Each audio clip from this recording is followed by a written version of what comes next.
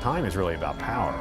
And so by knowing what time it is, you actually empower yourself to control your own day.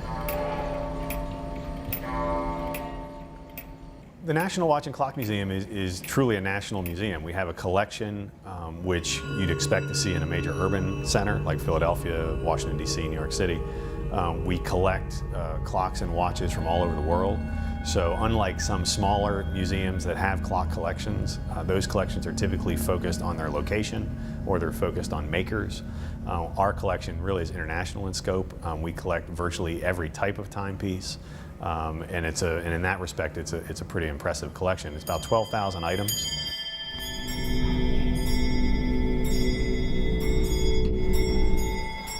Children are fascinated by clocks and watches, and I have yet to determine why that is. But, and we have a lot of interactives here at the museum that allow children to kind of explore the mechanics of clocks and watches.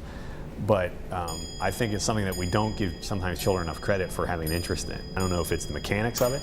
I don't know if it's just the sound, if it's the sensory experience for a child. But what we've discovered is that children love looking at timepieces and really trying to understand them. I think a lot of us view time almost as an irritation. You know, I mean, you feel like you're trapped to it. But, and I think because we're simply looking at the face, you know, I've got to be at work at 8, or I've got to be here at 10, or I've got to be there at 3. Whereas children look at it differently. They don't, their sense of time, and anybody who was a child remembers a school year seemed to last forever. And today, as an adult, it seems like I don't have enough time in the day to get anything done. So I think it's relative to your age. I mean, how you interact with time is relative. The question is who controls time.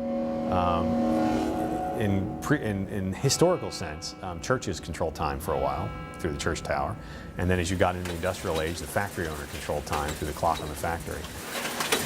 Why is it important to keep time? Well, in essence, our society runs on time, and we need to, you know, for everything to run properly. Where would we be if we couldn't, if we didn't keep time? It would probably be chaos.